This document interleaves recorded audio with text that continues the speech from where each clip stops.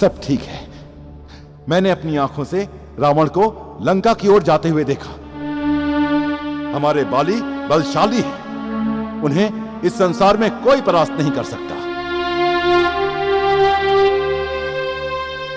केसरी पुत्र, सारे गांव वाले आ गए हैं। अब हमें मारुति को लेकर चलना चाहिए।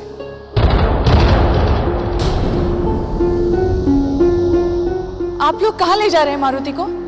वो मारुति के ऊपर से एक बहुत बड़ा संकट टला है। हम चाहते हैं कि मारुति के हाथों से दान पुण्य हो। चलिए आप ले आइए।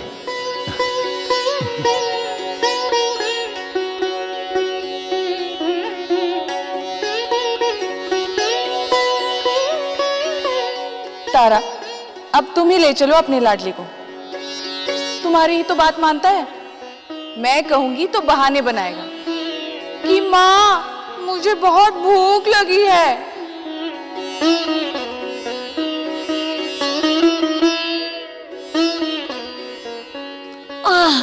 माँ, अभी तो तुम्हारे सामने इतने सारे फल खाए, फिर कैसे बोलूंगा कि माँ मुझे भूख लगी है? चलिए चलिए मौसी, माँ तो ऐसे ही दोष देती रहती है। चलिए ना, वहाँ पिताजी हमारी प्रतीक्षा कर रहे होंगे। अरे चलिए ना।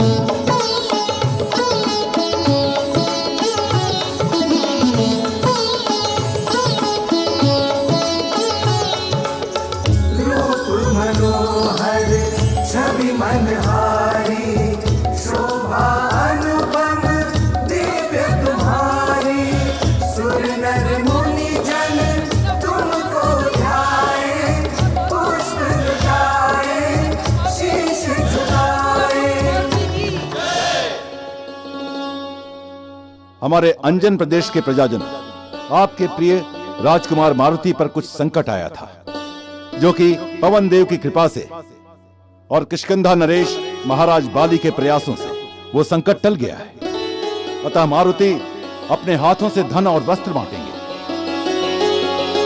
अतः आप मारुति के दीर्घ आयु के लिए प्रार्थना करें और उसे आशीर्वाद दें।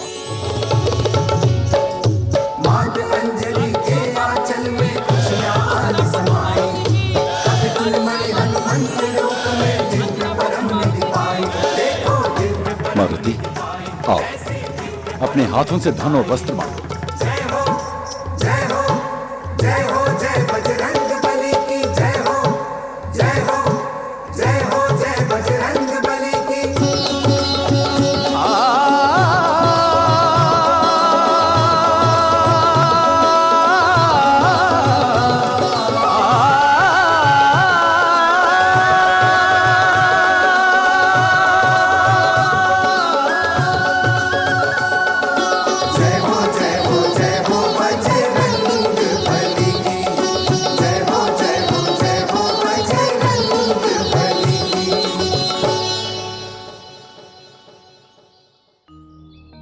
अंजना, तुम बहुत भाग्यवान हो जो तुम्हें मारुति जैसा पुत्र मिला।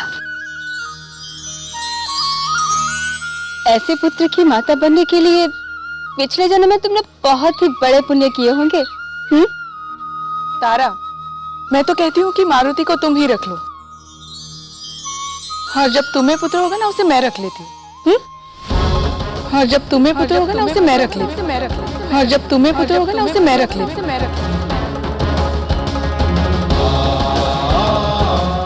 वैसे तारा, मेरा मन कहता है कि तुम्हें भी बिल्कुल मारुति जैसा ही पुत्र प्राप्त होगा। तारा, अब तुम्हारे यहाँ भी संतान हो ही जानी चाहिए। मेरे मारुति को भी तो कोई साथी चाहिए खेलने के लिए, नहीं?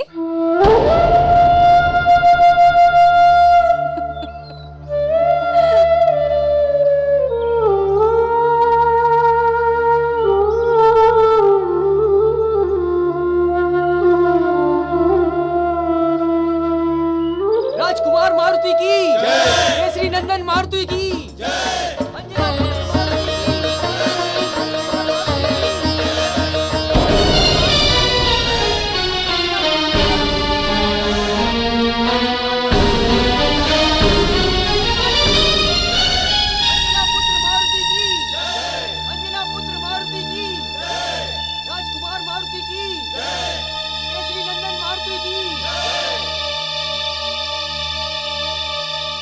ये तारा को क्या हो गया?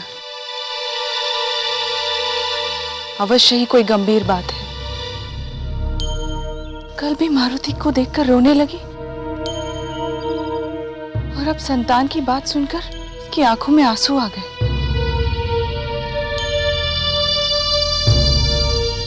अवश्य ही कोई पीड़ा है जो उसे बार बार रुला रही है।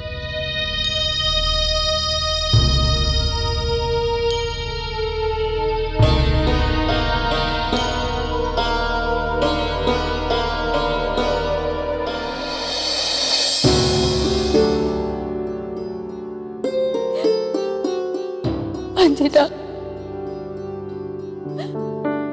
कौन स्त्री होगी जो मां नहीं बनना चाहेगी? नारी की परिणति उसके मां बनने में ही है।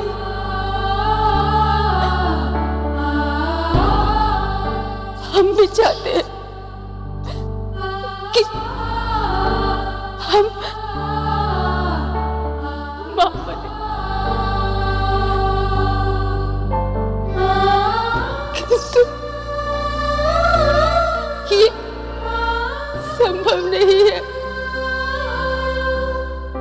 हम मां नहीं बन सकते। हमारी कोख से कभी कोई संतान जन्म नहीं लेगी। मां नहीं बन सकते। हमारी कोख से कभी कोई संतान जन्म नहीं लेगी।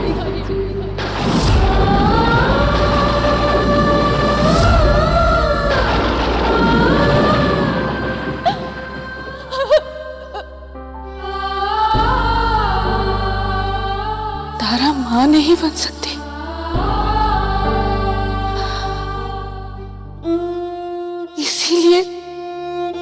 इसीलिए तारा बार बार उदास हो जाती है।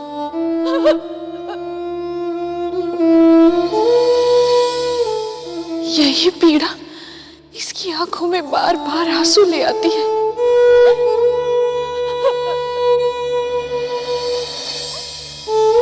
तारा, तारा, मैं जानती हूँ कि तुम कितनी कठिनाई से अपने दुख को छुपाकर हम सबके साथ हंसते बोलते रहती हो, हम सब में खुशियां बांटती हो, किंतु अपने दुख को कभी किसी के सामने आने नहीं देती।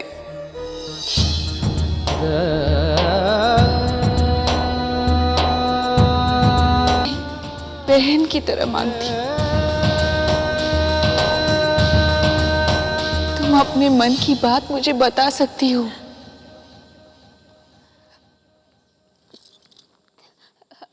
अंजना, ऐसी कोई बात नहीं है। यदि कोई बात होगी ना तो सबसे पहले तुम्हें बताऊंगी। हाँ, याद आया, आज हमसे मारुति कह रहा था कि वो हमें अपने साथ पुन घुमाने ले जाएगा। उसके लिए फल भी तो रखने हैं ना। उसे बार बार भूख जो लगती है, और फिर तुमने ही उसके सारे उत्तरदायित्व हमें जो सौंप रखे हैं, हमें अपने बेटे का पूरा ध्यान जो रखना है।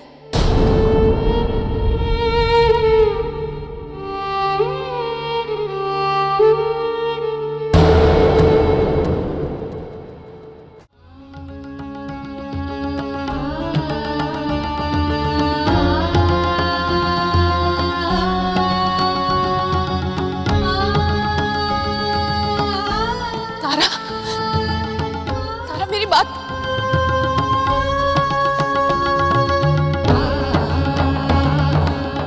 तारा, मैं तुम्हारे मन के दुख को अच्छी तरह समझ सकती हूँ। एक समय था जब मैंने भी ऐसी पीड़ा को सहन किया है। एक स्त्री जब मां नहीं बन पाती, उसके दिल पर क्या बीतती है, ये मैं अच्छी तरह जानती हूँ तारा। मैं सच जानकर रहूंगी कि बात क्या है। विवाह के इतने वर्षों बाद भी मां क्यों नहीं बन सकी?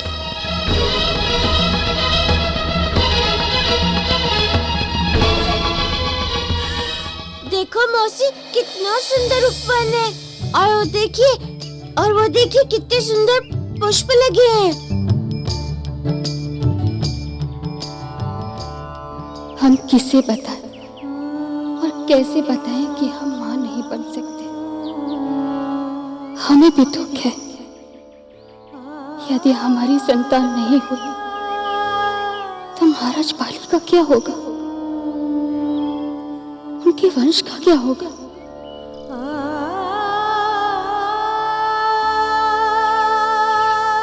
मौसी, ये जो पौधा है ना, माँ कहती है इसको पीस कर लगाने से चोट ठीक हो जाती है। एक बार मुझे भी लगी थी, मैंने इसको लगाया तो चोट ठीक हो गई। मौसी देखो ना। महाराज बाली को भी निसंतान होने की बात मन ही मन खाई जाती है, किंतु वो कभी हमसे इस बारे में कुछ नहीं कहते। उनके मन में भी संतान की इच्छा हिलोरे लेती है। वो भी अपनी संतान के साथ खेलना चाहते हैं। इन सब दुखों का कारण हम हैं, किंतु हम कुछ नहीं कर सकते। हम कुछ नहीं कर सकते, कुछ नहीं कर सकते। मौसी,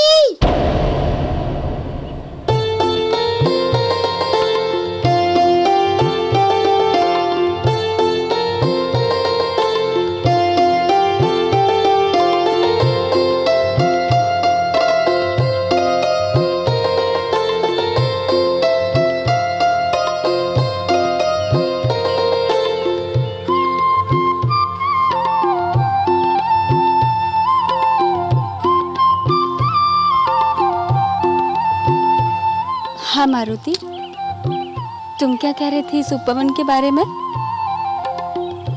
मौसी, हम ऐसी कोई बात नहीं कर रहे थे कि आपकी आंखों में आंसू बहने लगे। वो नहीं मारुति, ऐसी कोई बात नहीं है। आंख में कुछ तिनका चला गया था, वही चुभ रहा था।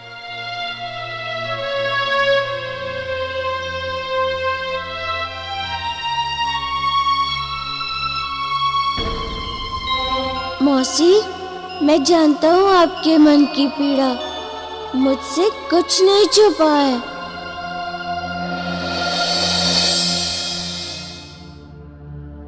राजवैद्य, आपको इतना कार्य तो करना ही होगा। महारानी, आपकी आज्ञा है तो मानना ही पड़ेगा। ये आज्ञा नहीं, विनती है। महारानी, यदि इस बारे में महारानी तारा को पता चल गया तो बहुत बुरा हो सकता है। मैं जानती हूँ, किंतु मुझसे तारा का दुख देखा नहीं जाता। हो सकता है सब में से कुछ अच्छा भी हो जाए। आपके प्रयत्नों से महाराज बाली और तारा के जीवन में फिर से खुशियां आ जाए। ठीक है महारानी जी, मैं पूरा प्रयत्न करूंगा। आगे जैसी ईश्वर की इच्छा। ठीक है, मैं मारुति को आपके पास भेजूंगी, आप उसी के साथ आ जाइए। जी।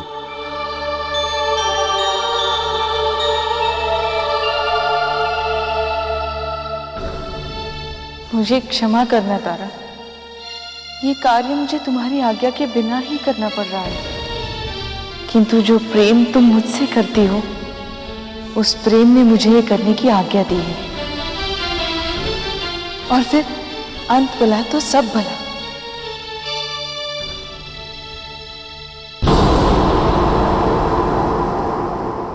आप जीवन दान, वो भी लंकेश्वर रावण को, लंकेश्वर रावण को जीवन दान। स्वामी, आप हमारी बात मान लीजिए ना। देखिए, अभी आप पूरी तरह स्वस्थ नहीं हैं महाराज, और राजवैद्य जी ने अभी आपको उठने से मना किया है महाराज। नहीं, उस वानर ने रावण का अपमान किया है।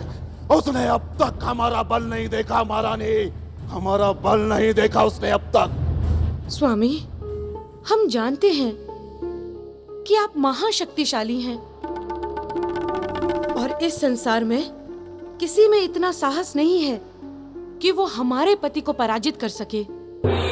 किंतु महाराज, अभी आपको स्वास्थ्य लाभ करना चाहिए, जिससे आपका खोया हुआ बल आपको पुनः मिल जाएगा। तब आप बाली को उसके कर्मों का दंड दे दीजिएगा महाराज।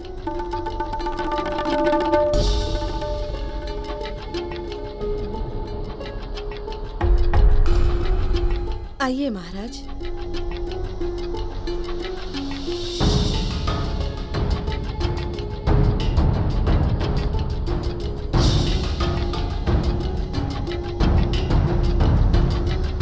उस बाली ने हमारी पूजा भंग की, पर हमारी पूजा एक बार नहीं 3 बार भंग हुई है महारानी। इसका अर्थ समझती हैं आप? जब भी हमने उस मारुति की सच्चाई जानने का प्रयास किया, कुछ ना कुछ ऐसा हो गया जिसके कारण उसकी सच्चाई हमसे दूर होती गई। ऐसा क्यों होता है? मैं अग्नि तुम्हें युद्ध के लिए चुनौती देता हूँ। अगर अपना जीवन चाहते हो तो हमारे चरणों में गिरकर क्षमा मांगो। पीछा करो उन देवताओं का।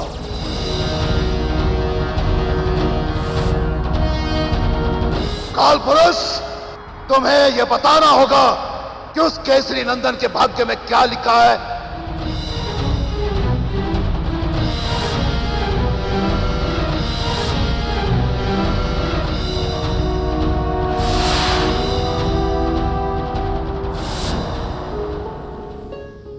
स्वामी, आप एक महापराक्रमी राजा हैं।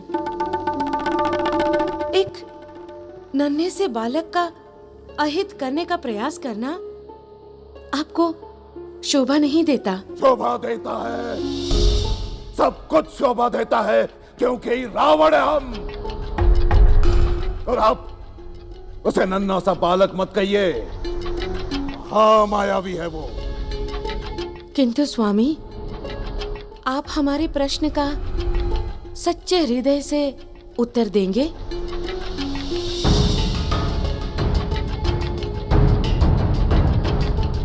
पूछिए।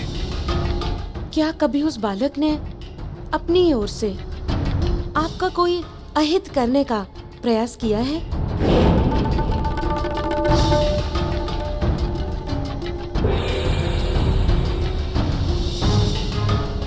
स्वामी, आप हमारे पति हैं और हम सदैव आपका हित चाहते हैं।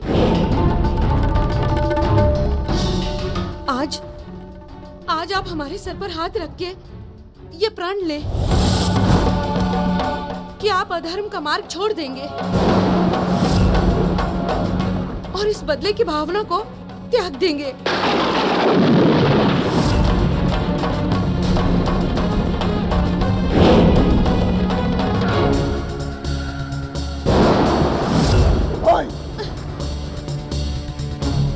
धर्म अधर्म की बातें कायर करते हैं महारानी, और हम राक्षसों के राजा हैं, रावण हैं हम। धर्म अधर्म त्याग बलिदान जैसे शब्द हमारे शब्दकोश में है ही नहीं। अधर्म का मार्ग सदैव पतन की ओर ले जाता है महाराज। बस आप हमें प्रवचन मत दीजिए महारानी, मत दीजिए। कोई हमारे मान सम्मान को ठेस पहुंचाए और वो जीवित रह जाए, ऐसा कभी नहीं हो सकता। बाली और मारुति हमारे सबसे बड़े शत्रु हैं, घोर शत्रु, और उनके मृत्यु निश्चित है महारानी।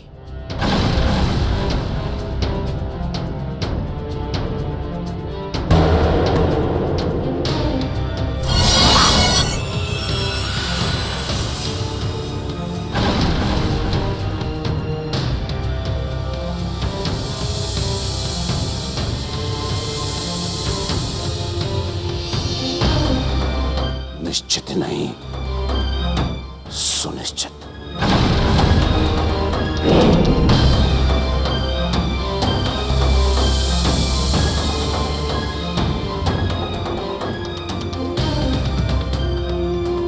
महाराज, हम आपको कैसे समझाएं कि उस नन्हे बालक मारुति के विरुद्ध आपने जो कुछ भी करने का प्रयास किया है, आप उसमें बार बार असफल हुए हैं।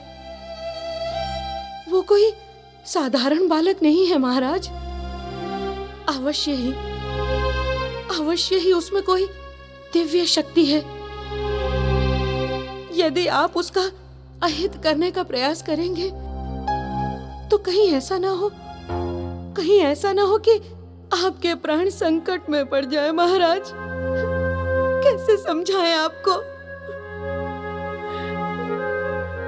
तारा, क्यों हमेशा जाने की बात करती रहती हो? 2-4 दिन और रुक जाओगी तो क्या हो जाएगा? किंतु अंजना, किंतु परंतु कुछ नहीं, छोड़ो। तुम्हारे यहाँ रहने से हम सब कितने खुश रहते हैं। और मारुति, वो तो अब तुम्हारे बिना रह ही नहीं सकता। जब देखो तब तारा मौसी, बस इसी की रट लगाए बैठा है। मुझे तो जैसे भूल ही गया है। तारा, ये क्या हुआ तुम्हें? क्या हुआ? मैं कुछ नहीं जानती। चलो लेटो, तुम विश्राम करो, लेटो।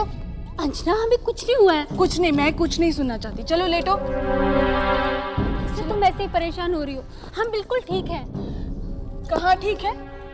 तुम्हारे हाव भाव देखकर ही मैं समझ गई थी कि कुछ गड़बड़ है मेरी प्रिय सखी के साथ। किंतु मैंने सोचा कि तुम्हारे मन में कोई बात चल रही है, इसीलिए तुम विचलित हो। किंतु मैं अब समझ गई हूँ कि ऐसी कोई बात नहीं है। तुम्हारा स्वास्थ्य ठीक नहीं है। मैं कुछ सुनना नहीं चाहती, बस तुम विश्राम करो। ये सब छोड़ो। दासी।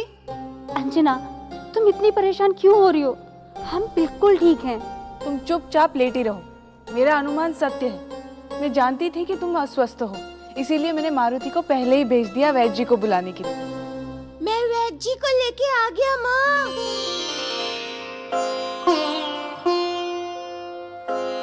लो, राज वैद्य जी आ गए। अंजना, हम बिल्कुल ठीक हैं। फिर राजवीर जी को बुलाने की क्या आवश्यकता थी? भगवान करे कि तुम सदा स्वस्थ रहो। किंतु अब राजवीर जी आ ही गए हैं तो उन्हें देख लेने में क्या बुराई है?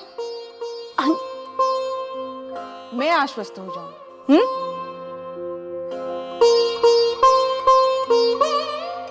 लेटो।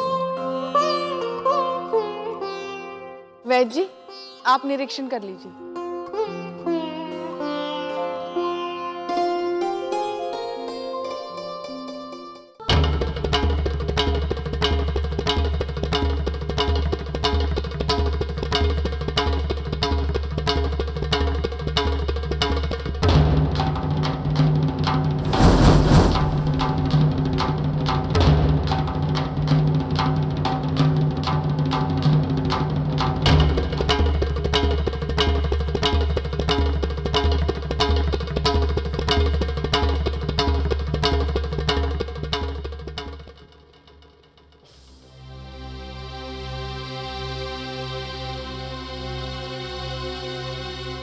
महारानी जी,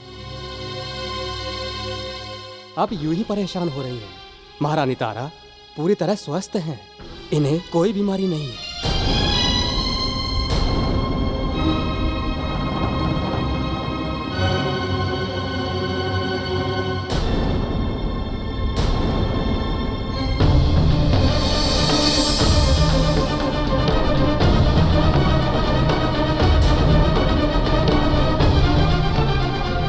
ऐसे कैसे बोल दिया कि सब ठीक है? मैं अभी देखती हूँ।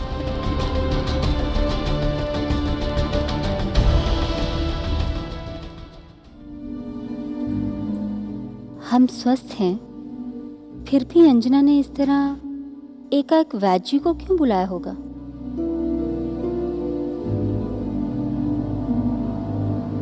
राजवैद्य जी, नाड़ी परीक्षण से ज्ञात हुआ कि तारा माँ क्यों नहीं बन पा रही है।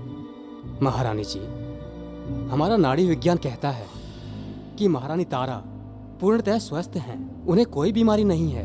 जब वो पूर्णतः स्वस्थ है तो वो ऐसा क्यों कह रही है कि वो माँ नहीं बन सकती? ये तो हम नहीं जानते, किंतु हमारे वर्षों का ज्ञान और अनुभव कहता है कि महारानी तारा शारीरिक रूप से पूर्णतः माँ बनने के लिए सक्षम है।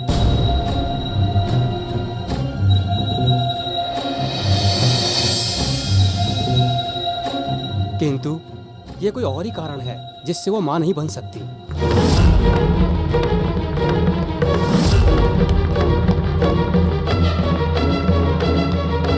समझ में नहीं आ रहा है कि क्या कारण हो सकता है। तारा का विवाह मुझसे पहले हुआ, फिर मैं माँ बनी, और अब तो मारुति भी इतना बड़ा हो गया है। यदि वो स्वस्थ है तो फिर वो माँ क्यों नहीं बन पा रही है? ये कोई और ही कारण है जो चिकित्सा की सीमा से बाहर है।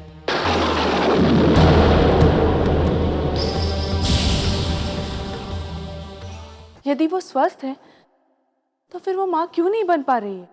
ये कोई और ही कारण है, और ऐसे किसी बाहर के कारण का उपचार हमारे पास नहीं है।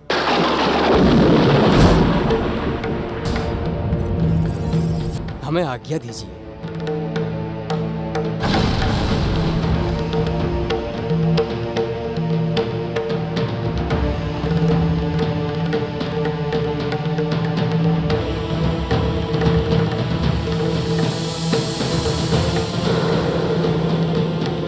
तारा,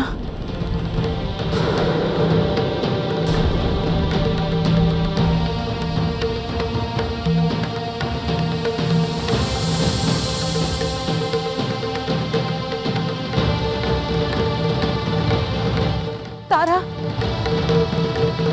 शायद तारा ने सब कुछ सुन लिया।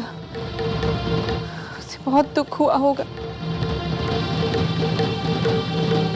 हमारे वर्षों का ज्ञान और अनुभव कहता है कि महारानी तारा शारीरिक रूप से पूर्णतः माँ बनने के लिए सक्षम है, किंतु ये कोई और ही कारण है जिससे वो माँ नहीं बन सकती।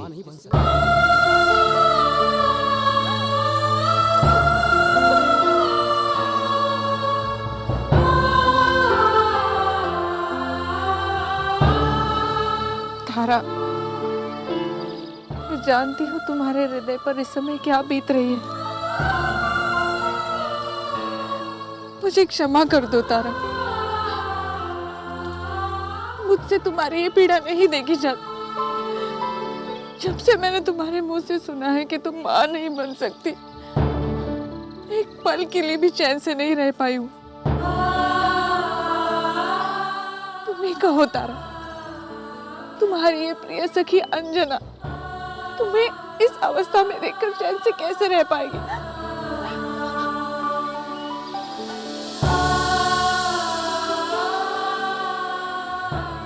सबको अपने सुख दुख, अपनी पीड़ाएं स्वयं ही सहन करनी पड़ती है अंजना। नहीं तारा, नहीं। वो मित्र ही क्या जो अपने मित्र के दुख को दूर न कर पाए। मैं तुम्हें अपनी सखी ही नहीं, बहन से अधिक मानती हूँ। क्या मैं नहीं चाहूंगी कि तुम्हारे आंचल में भी सुंदर पुष्प खिले, कि तुम्हारे आंगन में भी किलकारियां गूंजे? मैं इस वेदना को सह चुकी हूँ। इस दुख का आभास है मुझे। तारा, यदि तुम्हारे इस दुख को दूर करने के प्रयास में मैंने कोई अपराध किया हो तो मैं हाथ जोड़कर तुमसे क्षमा मांगू। नहीं अंजना, नहीं। क्षमा तो हमें मांगनी चाहिए तुमसे कि हम तुम्हारी भावनाओं को समझ ही न सके। यदि हम तुम्हारे स्थान पर होते तो कदाचित यही करते।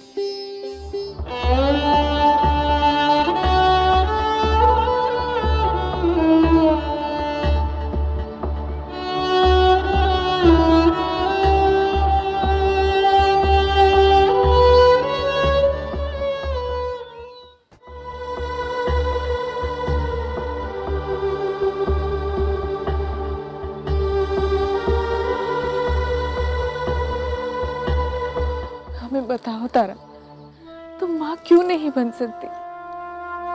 बोलो तारा, बोलो, तुम माँ क्यों नहीं बन सकती? राज वैद्य जी बता रहे थे कि तुम बिल्कुल स्वस्थ हो, तो फिर तुम माँ क्यों नहीं बन सकती? बात क्या है?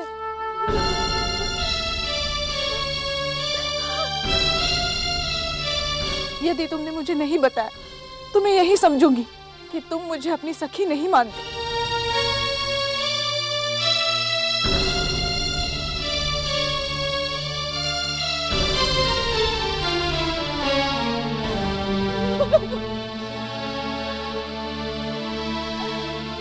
अंजना, हम तुम्हें क्या बताएं, कैसे बताएं?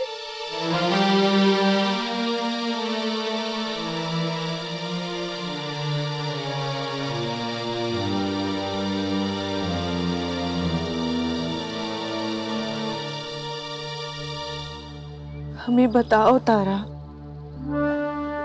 यदि कोई हल निकल सकता है तो हम अवश्य प्रयास करेंगे।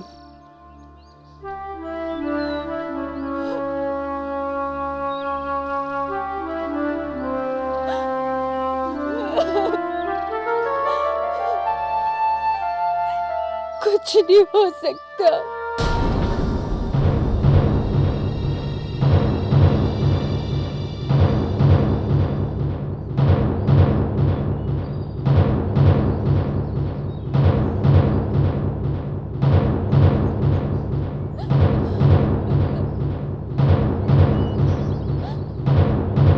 मेरी कोख पर श्राप है। मेरी कोख पर श्राप है। मेरी कोख पर श्राप है। मेरी कोख पर श्राप है।